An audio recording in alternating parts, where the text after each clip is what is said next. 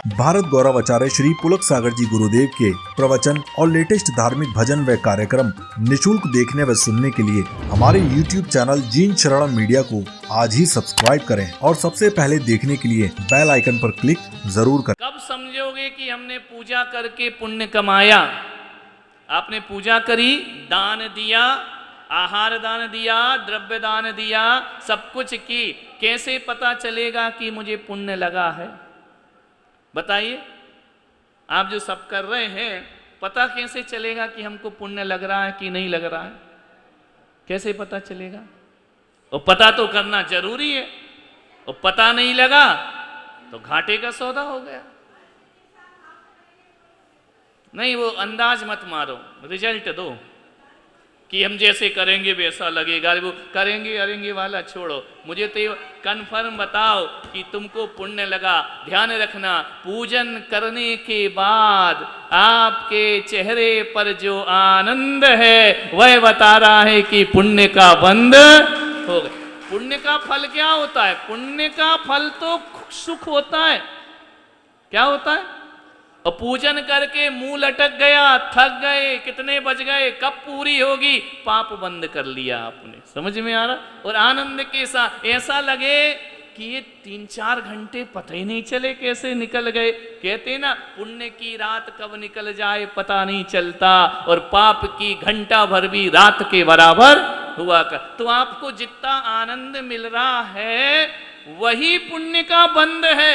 ध्यान रखना, पुण्य का उदय होने वाला पुण्यात्मा नहीं है, पुण्य का बंद करने वाला पुण्यात्मा हुआ करता है। तो आप यहाँ पुण्य अर्जित कर रहे हैं, यहाँ से कितना सुंदर, ऐसा लग रहा है कि स्वर्ग से पूरा स्वर्ग उतर के जमीन पर आ गया है। ऐसे ऐसे देवियाँ, इंद्राणी, रिटायरमेंट वाले कम हैं अपने यहाँ, अभी सब जॉब वाले हैं। सब देखो पूजन कर रहे हैं बड़े आनंद से, और पत्नी ने नियम ले लिया, पति बाहर खड़ा देख रहा, वो चिढ़ा रही, ले लेता, आ जाता, 1 साल में क्या हो जाता, विचार करिए।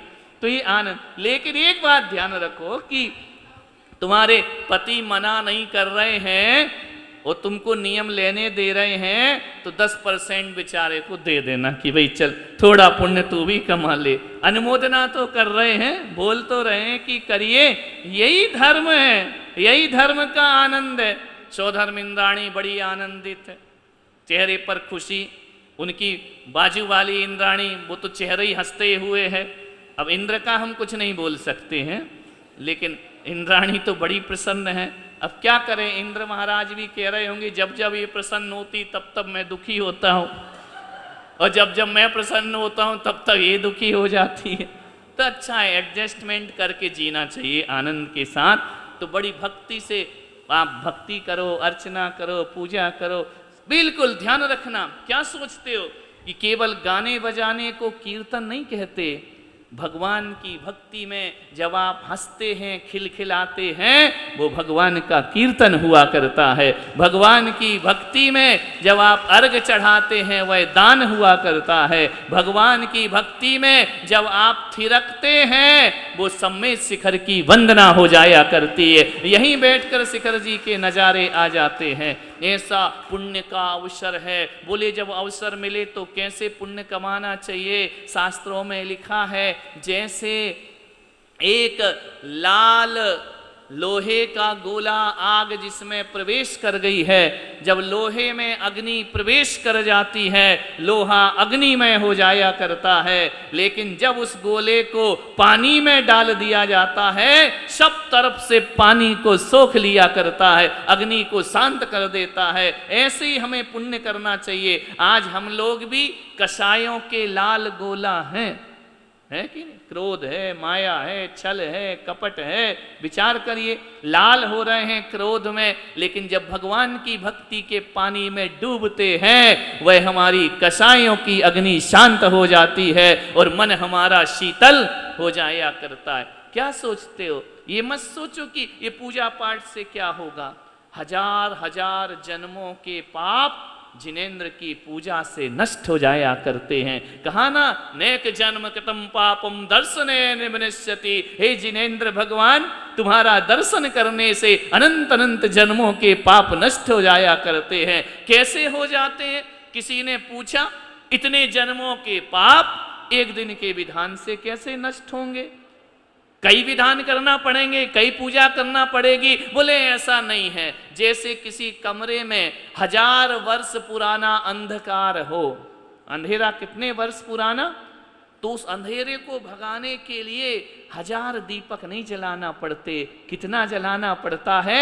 एक दीपक जलाओ, वो वर्षों पुराना अंधकार दूर हो जाए। किसी वृक्ष पर 1000 कौवे बैठे हैं, यदि उनको उड़ाना है तो 1000 कंकर फेंकने की जरूरत नहीं होती। एक कंकर फेंको, हजारों कौवे उड़ जाया करते हैं। एक भगवान की भक्ति करो, हजारों जन्मों के पाप नष्ट हो जाया करते। ये हम पापों का नाश करने के लिए कर रहे हैं, महाराज को खुश करने के लिए नहीं कि चौमासा हो रहा है चलो विधान करो महाराज खुश हो जाएंगे। महाराज खुश हो या ना हो, ध्यान रखना, हमारे कर्मों का क्षय जरूर होता है।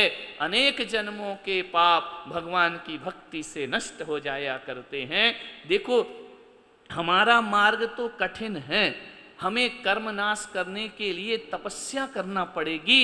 तुम्हारा मार्ग सरल है, तुम्हें कर्म नाश करने के लिए भगवान की भक्ति करना पड़ेगी। तुम्हारा भक्ति का मार्ग है, हमारा त्याग का मार्ग है। त्याग का मार्ग तो बड़ा कठिन होता है। सुबह दादाजी पता चला ना, बहुत ही अच्छा दादाजी क्यों बोल दिया, सुबह पता चला ना कि त्याग का मार्ग कितना कठिन होता है। ऐसी कंजूसी से निकालते हैं महाराज 4 महीने 2 महीने एक, जैसे कंजूस आदमी पैसा कैसे खर्च करता है, थोड़ा थोड़ा जैसे तैसे बच जाए। अब बाजू में खड़ी है बहू, वो कह रही हमको क्यों छूट नहीं दी, अरे उनको दे दी, हमको छूट क्यों नहीं दी, अब कुछ सेटिंग हो सकती है क्या? हमने कहा बिका हुआ माल वापिस नहीं, हम तो बेच चुके, अब वापिस नहीं होगा। यहाँ तो बिक गया तो बिक गया।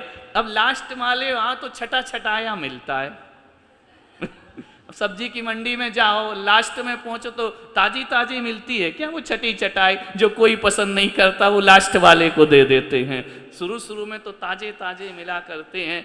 तो बड़ा आनंद चौके में आया, बड़ा आनंद भगवान की भक्ति में आया। और आज हम यहाँ बैठकर अरहंत भगवान की आराधना करने जा रहे हैं। उसके बाद कुंथुनाथ भगवान का विधान सोचिए, शांतिनाथ विधान बहुत होते, पारसनाथ विधान बहुत होते हैं। कुछ तीर्थंकर ऐसे हैं जिनकी पूजा भक्ति विधान बहुत कम हुआ करती है। तो आज हम कुंथुनाथ भगवान की, क्योंकि बाकी तीर्थंकर तो वो 24 ही सीरीज ने चंद में ही हो जाते हैं सब, है ना, एक बार बोल दिए हो गए 24 के 24।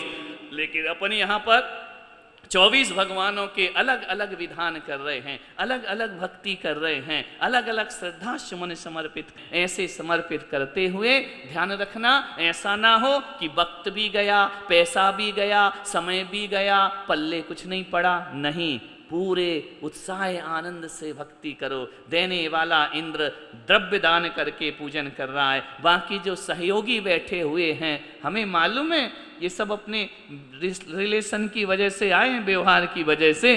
देखते कौन कितना बुला रहा, कितने मैसेज आ रहे, कितना फोन आ रहा, और कुछ और कोई लफड़ा नहीं है। और फिर भी एक के निमित्त से सैकड़ों यदि पुण्य कमाते हैं तो ये भी सबका सौभाग्य है, एक का ही नहीं, सबके पुण्य का अर्जन होता है, सबको मिलता है। कभी देखा है अपन भोजन करते हैं, जो निवाला जो भोजन का ग्रास मुख में गया वो अकेला पेट में ही जाता है या कहीं और भी जाता है? वह भोजन ब्लड भी बनता है, वह भोजन मांस भी बनता है, वह भोजन रक्त भी बनता है, वह भोजन सप्त धातुओं में परिवर्तित हो जाया करता है। लेकिन भोजन लिया कहाँ सा? एक मुख से लिया था, पेट में जाके कहाँ बदल गया? वो सप्त धातुओं में परिवर्तित हो गया। वैसे ही सौधर्म इंद्र एक मुख के समान होते हैं, बाकी के लोग सप्त धातुओं में पुण्य वर्जित बढ़ जाया करता है, सबको प्राप्त हुआ करता है। करता एक है, पाते हजारों लोग हैं, ऐसा ये सौभाग्य अर्जित किया। ध्यान रखना, यही हमारी जिंदगी की असली कमाई है। ध्यान, असली कमाई क्या होती है? कितने लोग पुण्य में हमारे साथ हैं, पाप में तो दुनिया साथ हो जाती है, पुण्य में कितने लोग साथ हैं। हम भगवान की भक्ति कर रहे हैं, कितनों का समूह हमारे साथ आया है। ये हमारा व्यवहार, हमारी व्यवहारिकता, ये हमारे मधुर संबंध, ये हमारी आत्मीयताएं, ये हमारा अहंकार का विसर्जन। वरना कौन किसके में आता है, किसी को क्या लेना देना है, तुम अपना करो, हमको क्या मतलब है। तो आज सभी लोग यहाँ पर एकत्रित हुए, भगवान की पूजन कर रहे हैं। हम ये नहीं कह रहे कि उनके बुलाने से आए, हम ये कह रहे हैं कि हम सबका भी व्यवहार ऐसा ही होना चाहिए, इतना पुण्यमय और मधुर होना चाहिए कि अपन एक आवाज दो